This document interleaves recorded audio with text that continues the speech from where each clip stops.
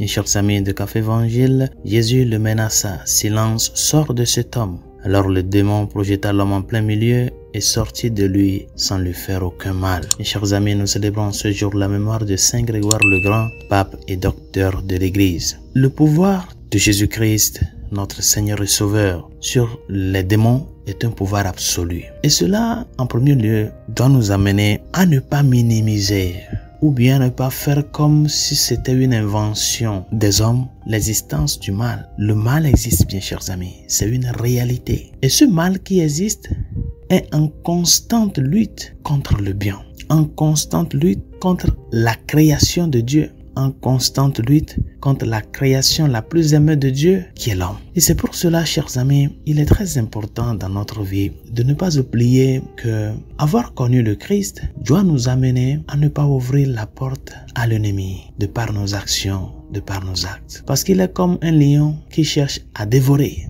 Il rugit au jour le jour, cherchant à dévorer.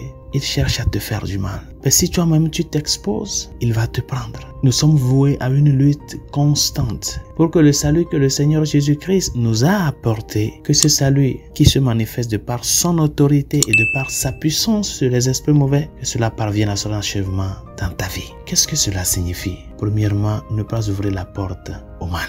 Bien sûr que nous sommes des êtres humains, nous sommes des êtres fragiles. Ben, ne faisons pas de notre fragilité un laisser-passer pour l'ennemi. Deuxièmement, soyons en constante prière, en constante lutte. N'oublions pas que notre vie doit être dédiée totalement à cette lutte constante contre le mal. La prière, la pratique des sacrements, l'esprit de discernement entre le bien et le mal et l'effort quotidien de parvenir à cette maturité de par les décisions que nous prenons au jour le jour. Jésus a un pouvoir absolu sur le mal, sur le péché. Ben, ce pouvoir absolu du Christ ne peut pas s'opérer si toi-même tu ne t'ouvres pas à cette grâce. C'est à toi d'être conscient de ce dont tu souffres afin de permettre à la grâce, à cette autorité gratificante du Seigneur de pouvoir œuvrer dans ta vie. Demandons-lui que sa grâce nous soutienne sur ce chemin de lutte constante et sans réserve, unis à lui afin de pouvoir faire tomber le mal, comme cela a été en union avec sa mère, la Vierge Marie. Bonne journée, Dieu vous bénisse.